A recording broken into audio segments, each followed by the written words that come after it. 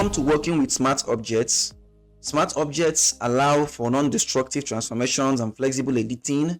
In this particular lesson, we'll cover creating and using smart objects, their benefits, and applying smart filters, right? Notice we are still on destructive and non-destructive editing. So we are trying to make our designs, our editing as non-destructive as possible.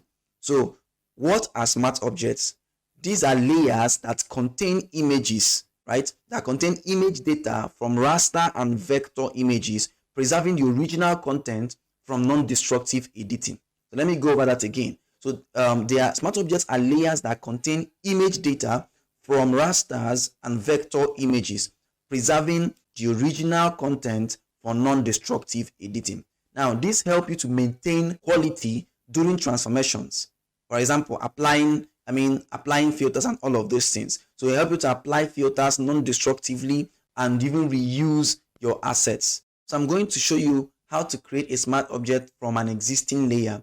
So let's say I have this circle shape here, and I want to create a smart object out of it. What am I going to do? Just right click on the layer and say convert to smart object.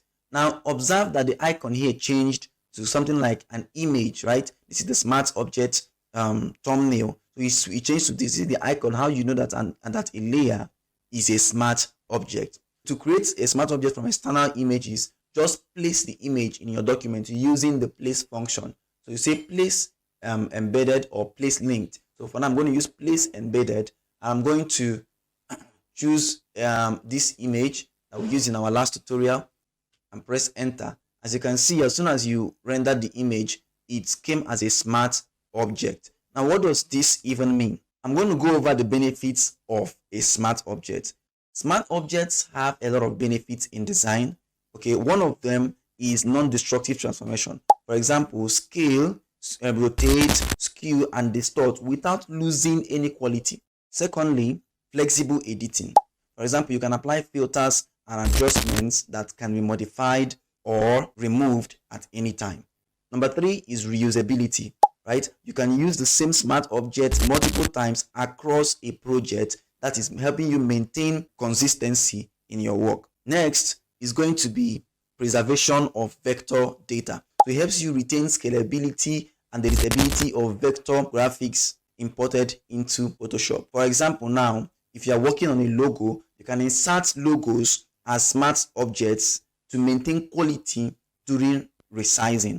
So if you have a logo, you import it as a smart object, and you can maintain the quality even as you are resizing the image. You can use smart objects in mockups. So you use smart objects to easily update designs within templates. So let me just show you an example of what I mean. For example, when I talked about reusability, I'm going to remove this, right? We've turned this into a smart object, right? So I'm going to hold Alt and click and drag to duplicate it. Now I want to change the size of this particular stuff, right? The size of this circle. If I change this here, it's not gonna affect this other one. But now let me press Ctrl Z and then double click on the thumbnail here, right? And I reduce the size of this object here. I press enter and press Ctrl S. You will observe that it's going to affect on this layer. It's going to affect these two images. You're going to reduce the size of these two images together. So let me say Ctrl S here, and it's saved. If you go back, you see they are now small, both of them together. So if I now come here and apply a color to this, let's say red, you will press Ctrl S, the color will change. The color of the two layers will change. That is flexible editing. That is reusability. That is, now think of what you can actually achieve with these. Smart objects are so beautiful to use on Photoshop. So you can preserve vector data. Imagine you imported a logo, right? You placed a logo into your image, into your design, and then you want to edit it. You can double click on it if it's a smart object, get into it and adjust it the way you want, and then bring it back and then just save it. The changes are going to be applied to your logo without spoiling the quality or destroying the quality, right? So you can use it very well. Some of you that have used mockups before, and if you're going to use it in the future, you observe that people that create mockups use this a lot. So imagine I created this stuff now, and it has a text on it that says hello, right?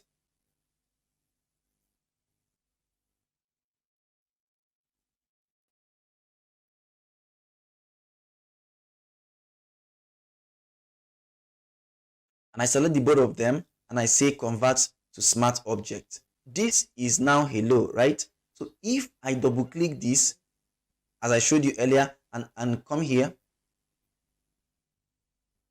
duplicate it and then double click on it, I can notice that this hello is still here. So I can actually change it, even though it's no longer editable on the other side. So I can change this to hi and press OK, and then just press Ctrl S, and you're going to have this applied right here on the two of them, right? So that is how smart objects work. With smart objects, you can actually add what we call smart filters. So smart filters are filters that are applied to smart objects that remain editable and can be adjusted or removed. Now, the benefit of this is that you can apply multiple filters non-destructively and modify filter settings at any time. So how do you do that? We're going to use this image, for instance. I'm going to hide these other ones, and then this image is already a smart object, so I can apply smart filters on it. So to do that, if this was not a smart object, I'm going to right click and say convert to smart object before I start doing this, but I've already done that because I can see this icon here is a smart object. Then go to filter and choose a desired filter. For example, let's say blur, and we say Gaussian blur. So we want to apply a blur to our image, so I can reduce the blur to make it just a little blurry, right? And then press OK. Now you can see that the filter appears here on the layer, so you can see it here. I can turn it off and on at any time. Now if you do this filter on a normal layer that is not a smart object, you are not going to be able to adjust it like this. I can actually double click on this and edit the blurriness. Maybe I feel it's too much, and edit it and then press OK again, and it's still here.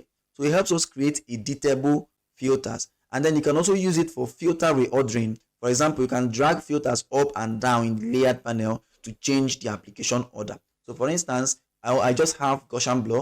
So let me say I have another filter here. Let me add a little noise to it. Let me say add noise, and this is we're adding a noise to the image, and I press OK. Notice that add noise is here also with Gaussian blur. I can actually drag this one above. I can drag this above this, right, to change the order to make it look better. This is so beautiful, right? That's how what smart objects can help you achieve on Photoshop. The next benefit is masking smart filters. So you can actually add masks to this such that it affects some parts of the image and not every other part. So click on the mask thumbnail next to the smart filter. So that is it here, the smart thumbnail, and then you can begin to control where the filter is applied and all of that. So remember, we use the brush tool. So if I don't want these areas to be affected by these filters, I can press B on my keyboard and then increase the size of my brush and then click here. As you can see, these areas, because this is black here, I'm wiping off the filters in these particular areas. So let me use this place to make it more visible. So I just click here. You see, that place is no longer being affected by the filters. That is the beauty of smart objects. You can use this for your creative effects, right? To apply multiple filters to achieve complex visual effects. You can see what we've already done here. And these things remain editable, right? And then I'm also showing you another usage, selective filtering. So you can use filter mask to apply effects only to specific areas of the smart object. That is beautiful. In this lesson, we've delved into smart objects, exploring how to create and use them, understanding the numerous benefits, and applying smart filters to for non-destructive editing. We've also incorporated smart objects into our workflow. Now, when you begin to do this in your workflow, you enhance flexibility and maintain the quality of your designs. If you got any value from this video, I would like you to like this video click the subscribe button and hit the bell icon to be notified when I post my next video, because I can tell you something better is coming. Thank you for following this video to the end, and I'll see you in my next video. Bye.